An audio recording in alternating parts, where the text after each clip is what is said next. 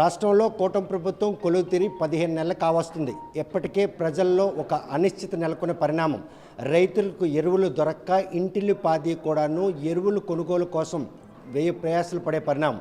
మరోవైపు స్త్రీ శక్తి పథకంలో ఉచిత బస్సు పథకం అమల్లో మాత్రం దాష్టికాలు. ఇలాంటి పరిణామాలన్నీ చూసుకునే నేపథ్యంలో రేపు జరగబోయే అసెంబ్లీ సమావేశాల్లో ప్రతిపక్ష హోదా లేకపోయినా ప్రజల గొంతే వినిపించాల్సినటువంటి మాజీ ముఖ్యమంత్రితో పాటు ఆ 11 మంది కూడాను అసెంబ్లీకి వెళ్తారా లేదా, వెళ్ళి ఆ సమస్యలపై పోరాడతారా లేదనే విషయం మనతో మాట్లాడిన మాజీ ఇచ్చర్ల ఎమ్మెల్యే గొర్రెల కిరణ్ మనతో ఉన్నారు. చూస్తే కనుక ప్రతిపక్ష అంటే ప్రజలు పడుతున్న వేతనలను నిలదీసే ఏకైక పాస్పాద డయాస్ ఏదంటే అది ప్రతిపక్షం. ఈరోజు 11 మంది ఎమ్మెల్యేలు అసెంబ్లీకి వెళ్ళి ఈ కూటమి ప్రభుత్వం ఈ 15 నెలల్లో ఈ ప్రజలు పడుతున్న వేతనంపై రేపు గొంతెత్తే అవకాశం ఉందా? తప్పనిసరిగా అన్ని విధాల ప్రజలకు జరుగుతున్న నష్టాల గురించి కానీ, రైతులకు జరుగుతున్న నష్టం గురించి కానీ, ప్రతి ఒక్క విషయాన్ని విద్యార్థుల గురించి జరుగుతున్న నష్టం గురించి అన్ని వేదికలపై అవతల ప్రీతమ నేత జగన్మోహన్ రెడ్డి గారు కానీ ప్రెస్ మీట్లు పెట్టడం కానీ, అలాగే జిల్లాలో ఉన్న నాయకులందరూ కూడా ప్రతి గ్రామాల్లో కూడా ప్రతి ఒక్క విషయాన్ని వెలుగెత్తడం జరుగుతూ ఉంది. ఈరోజు అసెంబ్లీ గురించి మాట్లాడేటప్పుడు ఏమనంటే 18 సీట్లు రావాలనే తప్పుడు మాట్లాడడం, ప్రతిపక్షంగా వాణి వినిపించాలనుకునేటప్పుడు ఇద్దరు ఉన్న అవతల వ్యక్తి ఇద్దరిలో ఒకడు ప్రతిపక్ష హోదా ఇవ్వాలి. ఎందుకంటే తప్పనిసరిగా అది బాధ్యత. దాన్ని ఆసరా చేసుకొని ఏదో తప్పుడు మాటలు చెప్పుకొని తిరగడం జరుగుతూ ఉంది.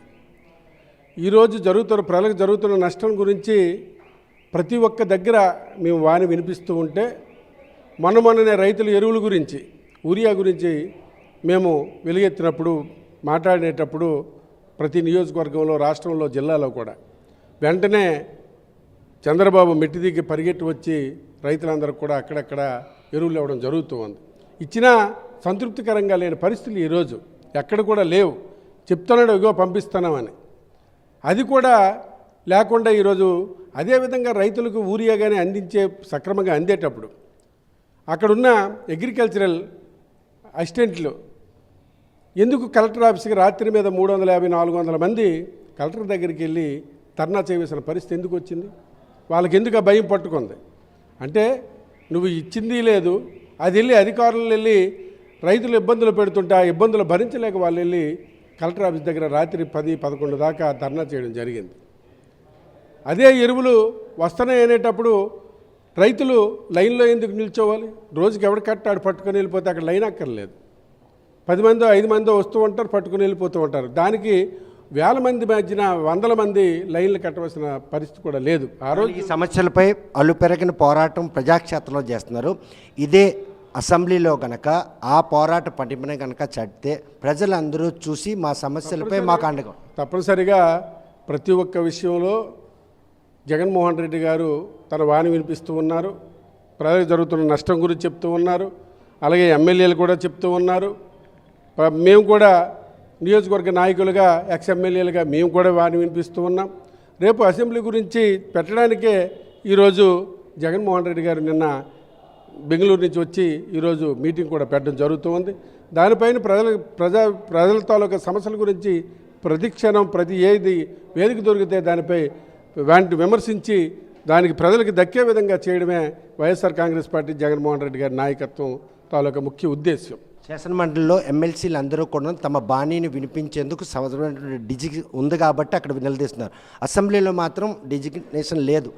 ఆ డిజిట్ లేకపోవడంతో అయినప్పుడు కూడా ఒక వాణి వినిపించడానికి అవకాశం లేకపోలేదు కదా. దాని గురించే ఈరోజు మీటింగ్ అనేది. రేపు జరుగుతున్న అసెంబ్లీ సమావేశం 18వ తారీఖున జరగబోతున్న అసెంబ్లీ సమావేశాల గురించే ఈరోజు మన ప్రీతమ నేత ప్రతిపక్ష నాయకులు జగన్మోహన్ రెడ్డి గారు కూడా ఈరోజు మీటింగ్ పెడుతున్నారు. దాని మీద తను ఏ నిర్ణయాలు తీసుకొని దాన్ని ప్రెస్కి కానీ పత్రిక కూడా తెలియపరచడం జరుగుతుంది. చూస్తే కనుక రేపు జరగబోయే అసెంబ్లీ సమావేశాలకు మాత్రం తమ ప్రియతమ నేత మాజీ ముఖ్యమంత్రి అసెంబ్లీకి హాజరయ్యే అవకాశాలు మాత్రం ఈరోజు జరిగినటువంటి ఎమ్మెల్యేల సమావేశంలో స్పష్టమవుతుంది. రేపటి నుంచి ప్రజాక్షేత్రంలో ప్రతిపక్ష హోదా అంటే ప్రతిపక్ష హోదా తరహాలో ప్రజల సమస్యలపై పోరాడుతున్న తమకు మాత్రం రేపు అసెంబ్లీలో కూడాను ఆ బాణి వినిపించేందుకు అవకాశాలు సుస్పష్టంగా కనిపిస్తున్న నేపథ్యంలో రేపు జరగబోయే అసెంబ్లీలో వైఎస్ఆర్ కాంగ్రెస్ పార్టీకి సంబంధించిన 11 మంది ఎమ్మెల్యేలు ఈ 164 మంది ఎమ్మెల్యేలను ఎలా ఎదుర్కొంటారో అనే విషయం వేచి చూడాల్సిందే. వీడియో జర్నలిస్ట్ రామకృష్ణతో సత్యం, RTV శ్రీకాకుళం. తెలుగులో ఫాస్టెస్ట్ న్యూస్ ఇప్పుడు కొత్త అవతారంలో 5 సెకండ్లోనే పూర్తి వార్తా సమాచారం మీ చేతిలో.